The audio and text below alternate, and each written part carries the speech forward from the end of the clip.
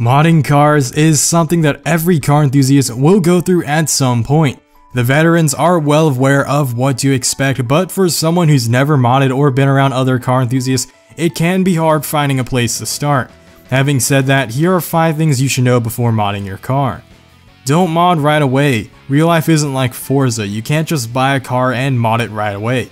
Whether it's new or used, you should give yourself at least a month or 2 to spend some time with the car and get to know it. This is especially important for new cars since they have to go through a break-in period. Insurance companies will also be less likely to help you if you mod a new car right away. They expect the car to run like brand new, so they'll take any excuse they can get to not give you your money. Now you may be confused as to why this also applies to a used car, but I'll explain it briefly. A used car can have a plethora of problems.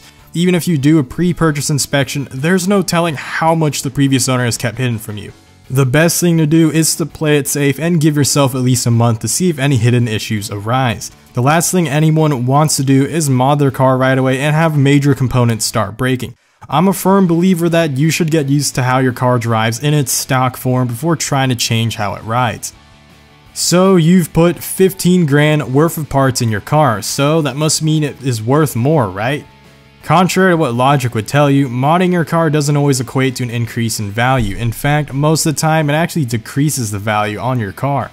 This all depends on what kind of mods you've done to the car. For example, name brand components like Borla can actually increase the value of cars it's used on, but something like a $300 Flowmaster exhaust on a Mustang will either decrease the value or have no effect whatsoever.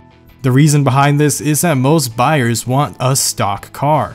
Most car enthusiasts want to mod the car to their own personal taste, and most non-car enthusiasts are obviously turned off by modded cars, so they won't buy it either. Having said this, always keep original components. This is a tip any forum will tell to all the newbies starting out. If all the mods you've done were bolt-on mods, then when it comes time to sell, you are better off putting on all the stock components back onto your car before selling that. On top of that, you can actually sell your parts on the used aftermarket. Remember how I said a Mustang with a $300 Flowmaster exhaust will go for less than one without one? If you take the exhaust off and sell the Mustang in its stock form, and then sell the exhaust separately on the used aftermarket, then you'll actually get more money compared to just selling it all together.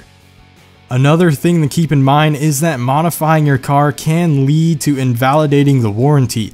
If you are purchasing a brand new car, this can be a huge crippling loss since most new cars come standard with warranties, so losing something like that can be quite painful, especially if problems do arise and you can't rely on the warranty anymore.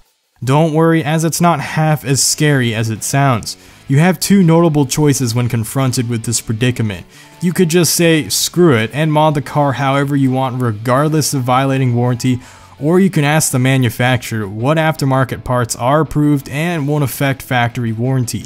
Most car manufacturers don't care if you do something simple like axle back exhaust, as this normally won't affect warranty. But you should double check with your manufacturer if this is something you're concerned about. So let's say you bought a car that already has mods from the previous owner and you decided those mods aren't to your taste and you want to overhaul everything they've done.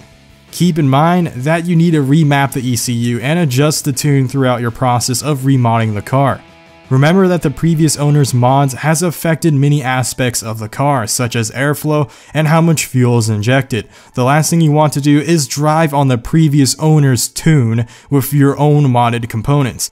Make sure that you're getting your own unique tune for your brand new set of components on the car. Tuning a car can also get rid of the annoying check engine light as well, which doesn't sound like a big difference, but it'll go a long way when it comes to reselling the vehicle or bringing it in for maintenance. Browsing for mods can be exciting as a first-time buyer, but you need to plan out what your first few mods are going to be. This isn't just a method to save money, but it can also prevent compatibility issues, so it's up to you to make sure everything is looking fine and dandy. When browsing through their websites, many aftermarket manufacturers will tell you everything you need to know about the component. If you have trouble finding that information, then pay a visit to the forums. Forums are a seriously helpful resource for car enthusiasts, especially for those just starting out, so if you're ever confused about what goes with what, ask others or see what others have done. Make sure to join a dedicated forum for your car model, make, and year so that you're getting relevant information. It also should go without saying that you are doing the same thing for the aftermarket websites as well. Last thing I would want myself to do is buy a supercharger kit for a 2004 New Edge Mustang and wonder why it won't fit on my 2016 S550 Mustang. This is also important for rims and tires. So double, triple, quadruple check everything to make sure everything works together before you begin to purchase. Like this change of pace, I'm done being a channel that relies too much on hate, so I'm going to work towards becoming a more informative channel instead.